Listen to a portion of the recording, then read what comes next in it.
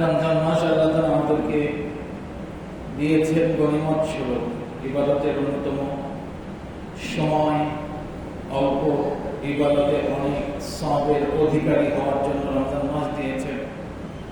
এমনিভাবে রমজান মাস আমাদেরকে আল্লাহ তাআলা দিয়েছিলেন তাকওয়া অর্জনের জন্য, তাকওয়ার চর্চা করার জন্য।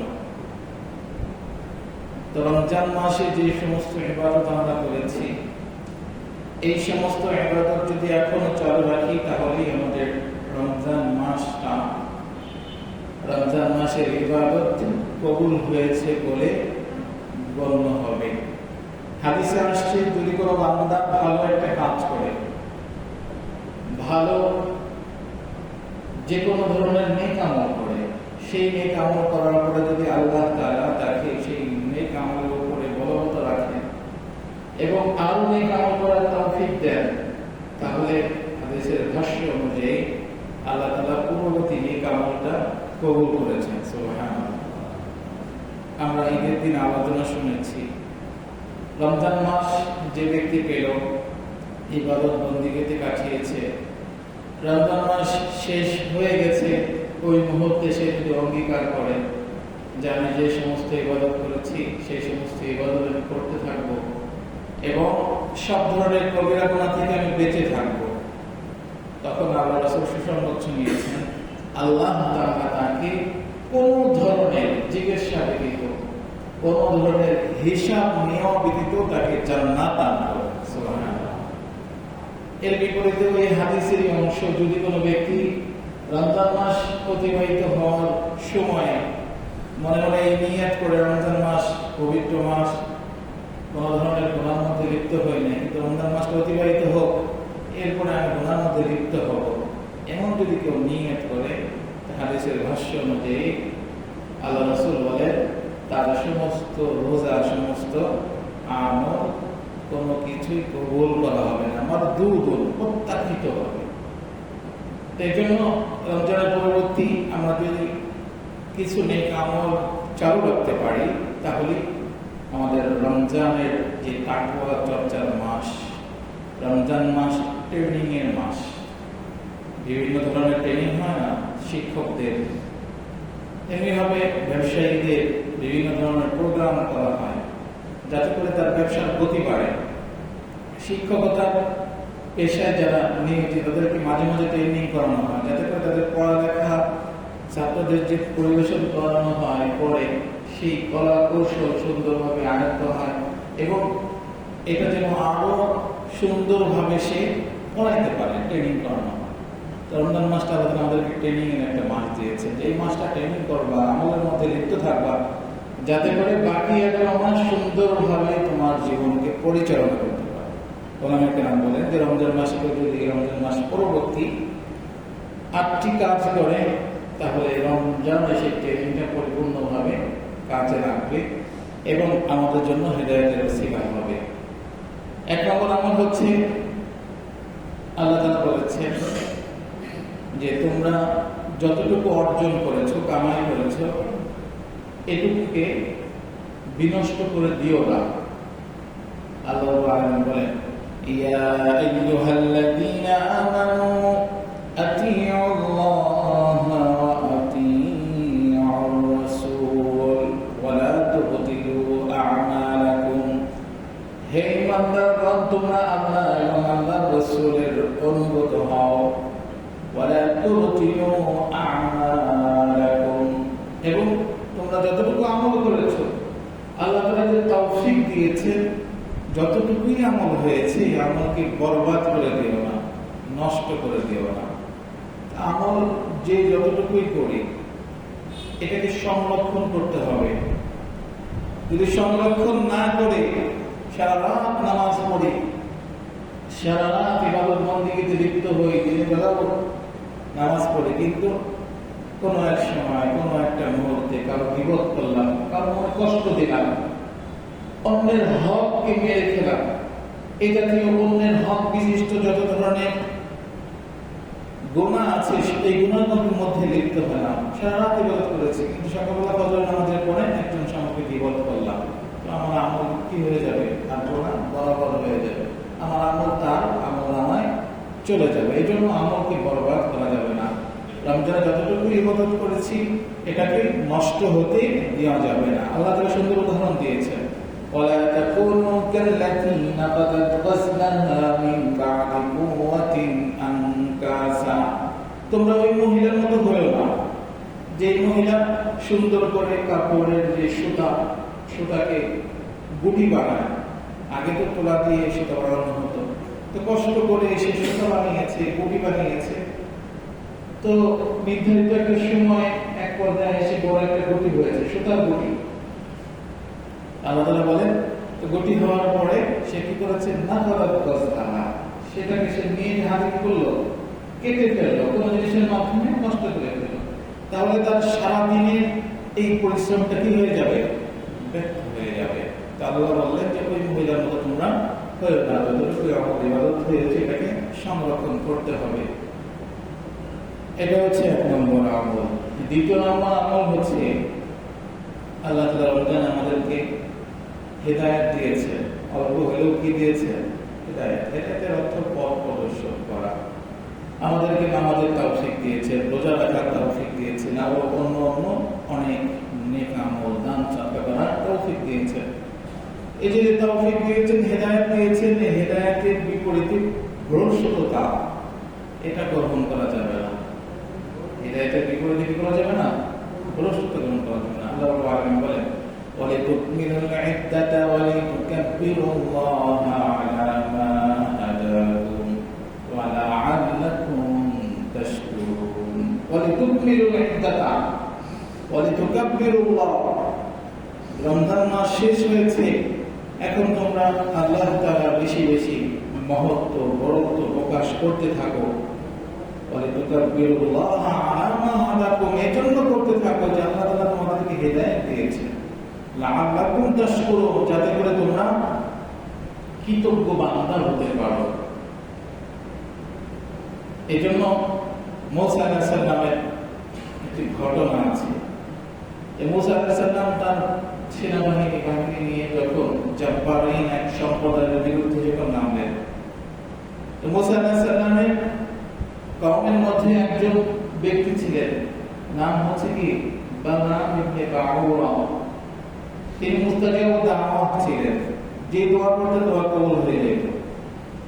তো ওই জাব্বারিন সম্প্রদায়ের কিছু লোক সেই বালাম বাউরার কাছে আসতো যে মুসা আলাইহিস সালাম আমাদের বিরুদ্ধে যুদ্ধে নেমেছে, তুমি তার বিরুদ্ধে আমাদের জন্য দোয়া করো, মুসা আলাইহিস সালামের বিরুদ্ধে আমাদের জন্য দোয়া করো। বালামের বাউরা সে বলল যে না, কখনো না, এটা তো সম্ভব না। হ্যাঁ, একজন নবীর বিরুদ্ধে আমি দোয়া করতে পারি না। তো বারবার যখন চেষ্টা করার পরে বালাম ইবনে বাউরার কাছে প্রত্যাখ্যিত হলেন, এক পর্যায়ে তার স্ত্রীর কাছে গেছে, স্ত্রীকে আবার রাজি করে ফেলেছে। স্ত্রী আবার বালাম ইবনে বাউরাকে বলেছে।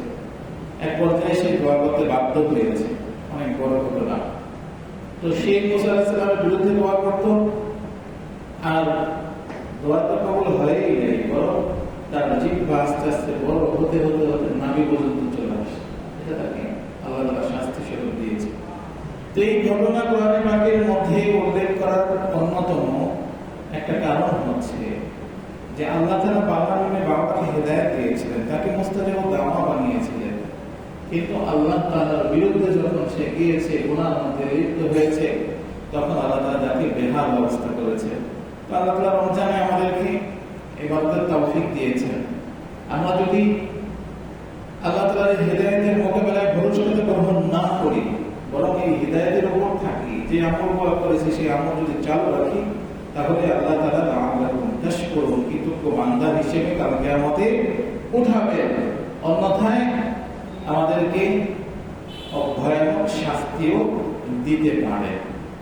সেই ঘটনা কোরআনে পাকের মধ্যে সূরা আরাফের 176 নম্বর আয়াতে আল্লাহ তাআলা সুস্পষ্টভাবে উল্লেখ করেছেন, ওয়ালাউ শি'না লারাফা'নাহু বিহা ওয়ালাকিন্নাহু আখলাদা ইলাল আরদ ওয়াত্তাবা'a হাওয়াহু ফামাসালুহু কামাসালিল কালব ওয়ালাউ শি'না লারাফা'নাহু বিহা। আমি যদি চাইতাম, ওয়ালাউ শি'না লারাফা'নাহু বিহা, সে যদি ভালোভাবে চলাফেরা করত, তাহলে আমি তার মর্যাদাকে বুলন্দ করে দিতাম। ওয়ালাকিন্নাহু আখলাদা ইলাল আরদ, কিন্তু সে পৃথিবীর টাকা পয়সার দিকে লোভে পড়ে গেছে। ওয়াত্তাবা হাওয়া, নিজের হাওয়া কুপ্রবৃত্তিকে অনুসরণ করেছে। তো তার উদাহরণ কেমন? কামাসালুহু কামাসালিল কালব, একটা কুকুরের মতো। ইন তাহমিল আলাইহি ইয়ালহাস, যদি তাকে দৌড়ানো হয় তো সে তারপরও দৌড় দেওয়ার পরে হাঁপিয়ে যায়, জিহ্বা বের করে দেয়।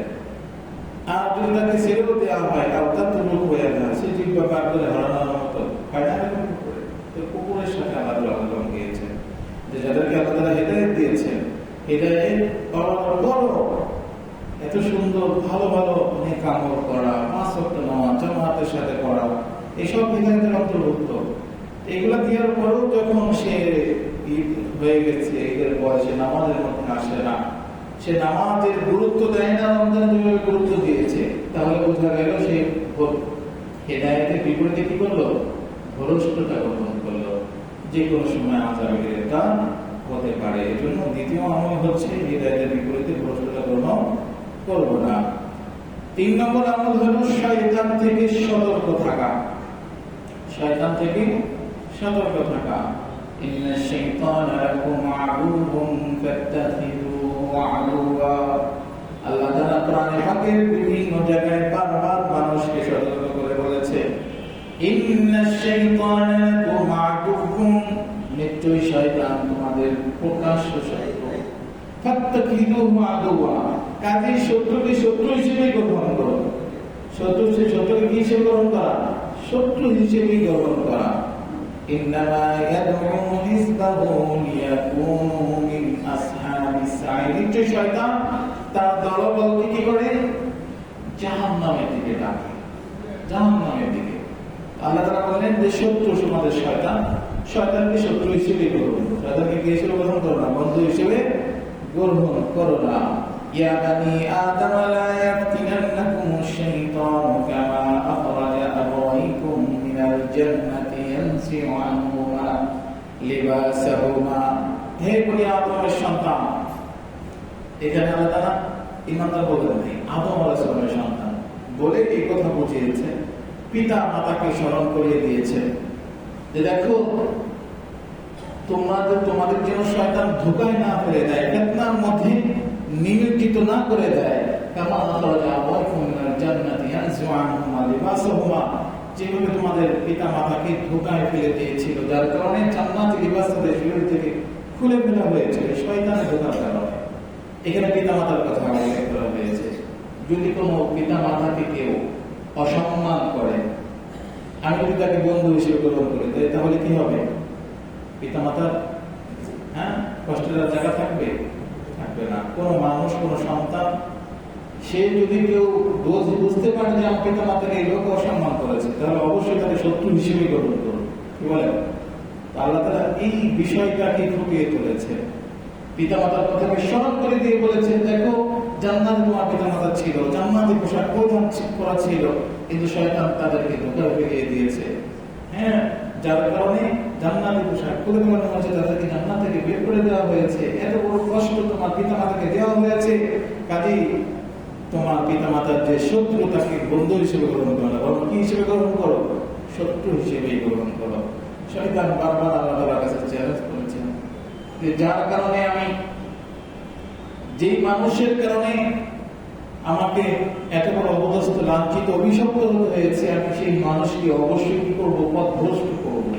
শয়তান বারবার বলেছেন, শয়তান এই কথা বলেছেন, সুম্মা লাআতিয়ান্নাহুম মিন বাইনি আইদিহিম ওয়া মিন খালফিহিম, আমি তাদের সামনে থেকে আসবো, পিছন থেকে আসবো, ডান সাইড থেকে বাম সাইড, সব দিক দিয়ে আসবো। এইভাবে শয়তান মানুষকে চ্যালেঞ্জ করে দিয়েছে। এজন্য এই শয়তান থেকে আমাদেরকে বাঁচতে হবে, শয়তান থেকে বাঁচতে হবে। গুনার কাজ যখন করতে মনে চাবে, সাথে সাথে আউযু বিল্লাহি মিনাশ শাইতানির রাজিম করব। আরেকটা সুন্দর দোয়া আল্লাহ রাসূল শিক্ষা দিয়েছেন। আল্লাহ রাসূল বলেন, আব্দুল্লাহ ইবনে আমর ইবনে আস রাদিয়াল্লাহু তাআলা আনহু তিনি বলেন, قال رسول الله صلى الله عليه وسلم أنه إذا كان دخل المسجد, আল্লাহ রাসূল যখন মসজিদে প্রবেশ করতেন তখন এই দোয়া পড়তেন قال أعوذ بالله العظيم وبوجهه الكريم وسلطانه القديم من الشيطان الرجيم এই দোয়াটা পড়তেন। অন্যান্য প্রচলিত যে দোয়া আছে মাশহুর প্রসিদ্ধ দোয়া এটাও আল্লাহ রাসূল করেছেন, কিন্তু এই দোয়াটাও পড়তেন। তো ফাইদা ক্বালা যালিকা, তো যখন কোন বান্দা এই দোয়াটা পড়বে তখন শয়তান এই কথা বলে ক্বালা শাইতান হাফিজান মিন নিসাইরাও, যখন কোন মানুষ মসজিদে প্রবেশের সময় আউযু বিল্লাহিল আযীম ওয়া বিওয়াজহিল কারীম ওয়া সুলতানিহিল কাদীম মিনাশ শাইতানির রাজীম এই দোয়া পড়ে প্রবেশ করবে, শয়তান এই কথা বলে যা আজকে তুই সারাদিন আমার থেকে নিরাপদ হয়ে গেছিস। সুবহানাল্লাহ। এই দোয়াটা পড়া, এই দোয়া পড়লে কি হবে? শয়তান থেকে নিরাপদে থাকা যাবে। তো 3 নম্বর আমল হচ্ছে শয়তান থেকে আমাদের সতর্ক থাকতে হবে। 4 নম্বর আমল হচ্ছে রমজানে যেভাবে আমরা 5 ওয়াক্ত নামাজ পড়েছি এখনো কি করতে হবে? 5 ওয়াক্ত নামাজ পড়তে হবে। কেউ যদি 5 ওয়াক্ত নামাজ নিয়মিত না পড়ে অনেক ক্ষতি। 1 নম্বর ক্ষতি হলো দুনিয়ার বুকে তার রিজিকের পেরেশানি ঢুকে যাবে অন্তরের মধ্যে, রিজিকের পিছনে তাকে দৌড়াইতে হবে। হ্যাঁ, রিজিক তালাশের জন্য তাকে পেরেশানির মধ্যে পড়তে হবে। আর যদি সে 5 ওয়াক্ত নামাজ ইহতিমামের সাথে পড়ে, আযান হয়, মসজিদে এসে নামাজ পড়ে, বাহ্যিক দৃষ্টিতে যে 5 মিনিট 10 মিনিট 25 মিনিট সময় তার কাছ থেকে সে ফারেক করে আসলো, মনে হতে পারে যে 25 মিনিট দোকানে থাকলে অমুক জায়গায় থাকলে মনে হয় কাজটা আগাতো, কিন্তু বিষয়টা এরকম না। আল্লাহ তাআলা আমাদেরকে ইবাদতের জন্য সৃষ্টি করেছে। এই 25 মিনিট আধা ঘন্টা যদি পড়াশোনা নামাজটা আমরা ঠিক মতো করি, আল্লাহ তাআলা আমাদের রিজিকের পেরেশানি দূর করে দেবে। সুবহানাল্লাহ। এজন্য 5 ওয়াক্ত নামাজ পড়তে হবে। জাহান্নামীরা যখন জাহান্নামে প্রবেশ করবে, ফেরেশতারা বলবে তোমরা তো দুনিয়ার প্রতি ঈমানদার ছিলে, তোমরা কেন এখন জাহান্নামের মধ্যে? হ্যাঁ, জিজ্ঞেস করবে কি কারণে তোমরা জাহান্নামে? তখন তারা প্রথম যে কথাটা বলবে আমরা নামাজ নিয়মিত পড়তাম না। নামাজ কি করতাম না? নিয়মিত পড়তাম না। আমরা এতিম অসহায়দেরকে মিসকিনদেরকে সহযোগিতা করতাম না। সমালোচনাকারীদের সাথে বসতাম, মনোযোগ সহকারে শুনতাম, বলতাম, সমালোচনা করতাম। আর 4 নম্বর তারা যে উত্তরটা দিয়েছে কিয়ামত দিবসকে আমরা বিশ্বাস করতাম না। তো নামাজ না পড়া এটা কিসের আলামত? জাহান্নামী হওয়ার আলামত। এজন্য নামাজ আমাদেরকে হেফাজত করতে হবে। হাফিজু আলাস সালাওয়াতি ওয়াস সালাতিল উসতা, 5 ওয়াক্ত নামাজের হেফাজতের কথা আল্লাহ তাআলা বলেছেন। নামাজের কথা কোরআনে পাকের মধ্যে 82 টাকা কথা রয়েছে। এজন্য নামাজ পড়তে হবে। নামাজি মনোযোগী হওয়ার জন্য সুন্দর একটা দোয়া আল্লাহ তাআলাই শিখিয়েছেন।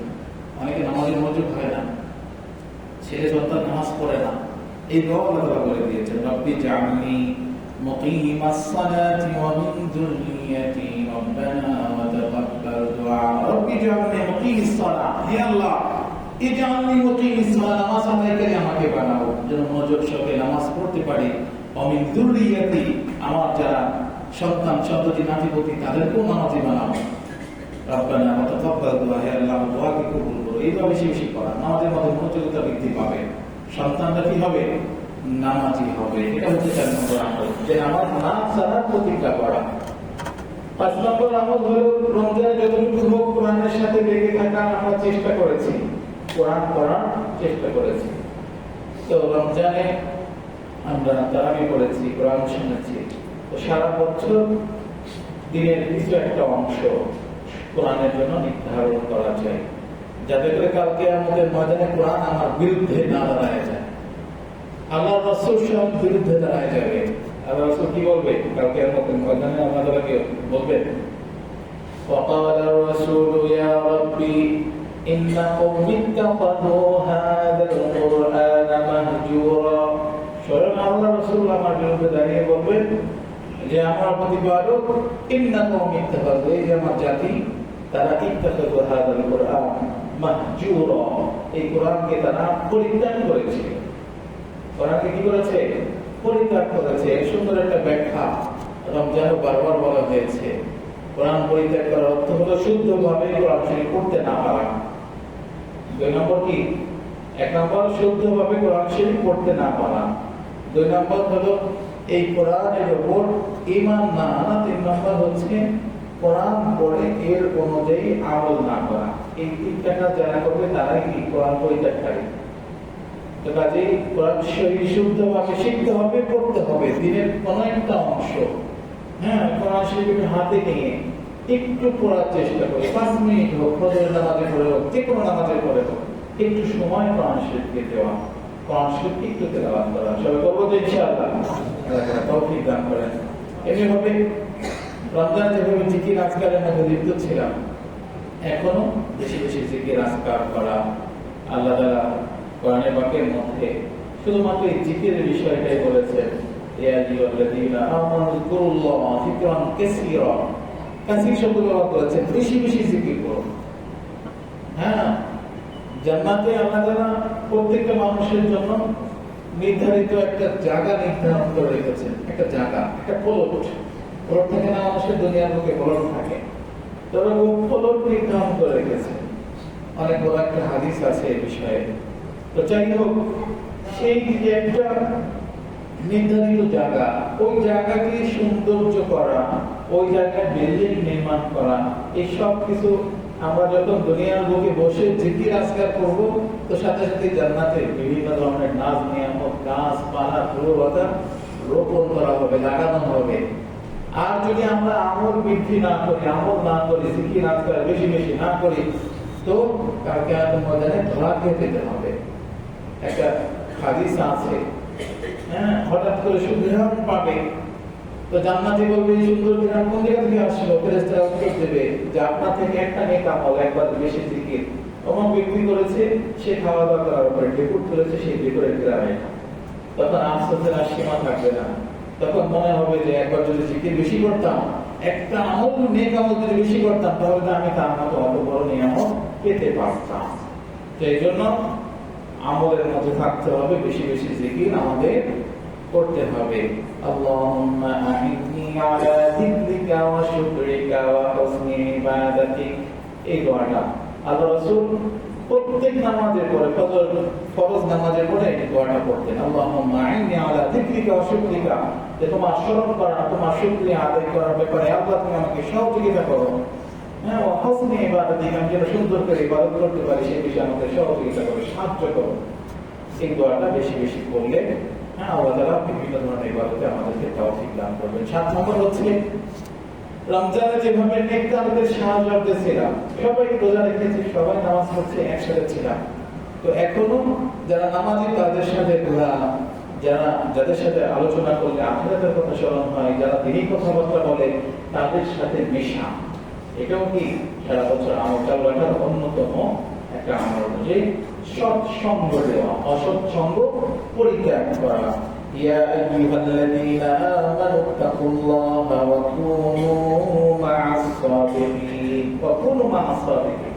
আল্লাহ তাআলা বলেছেন যে আল্লাহকে ভয় করো, আল্লাহকে যে তুমি ভয় করবা, ভয় করে গুনাহ থেকে বাঁচবা, আর যখন নেক কাজের সংস্পর্শে আসবা, তাদের কাছে যাবা, তখন কি হবে? তোমার আমলের প্রতি শৌক জাগ্রত হবে, আগ্রহ সৃষ্টি হবে। এই জন্য নেক কাজের সাথে থাকা একটি গুরুত্বপূর্ণ আমল। 8 নম্বর হচ্ছে যে আমলটা আমাদের এই মাসে করা দরকার, সেটা হচ্ছে শাওয়ালের 6টা রোজা রাখা। শাওয়ালের 6টা রোজা রাখা। হযরত আবু আইয়ুব আনসারী রাদিয়াল্লাহু তাআলা আনহু বর্ণিত, তিনি বলেন, قال رسول الله صلى الله عليه وسلم من صام رمضان ثم أتبعه ستا من شوال, যে ব্যক্তি রমজানের পরিপূর্ণ রোজা রেখেছে, এরপরে শাওয়ালের 6টা রোজা রেখেছে, কয়টা? মাত্র 6টা। কানা কাসিয়ামি দাহর, সে কেবল যেন সারা বছর রোজা রাখবে, অর্থাৎ আল্লাহ তাআলা তাকে সারা বছর রোজা রাখার সওয়াব দান করবেন। সুবহানাল্লাহ। এজন্য এই 6টা রোজা কেউ যদি পারে টানা রাখবে, কেউ যদি না পারে একটা রাখলো, দুদিন গ্যাপ থেকে বের করে রাখলো, সারা মাস ঘুরে যদি ও রাখে তাহলেও কি হবে? আদায় হয়ে যাবে। তো এই 6টা রোজা আদায়ের চেষ্টা করা। শাওয়াল মাসের অন্যতম একটা গুরুত্বপূর্ণ আমল হচ্ছে শাওয়াল মাসে বিবাহ করা। কি করা? বিবাহ শাদী করা। এই মাসে বিবাহ করা সুন্নাহ।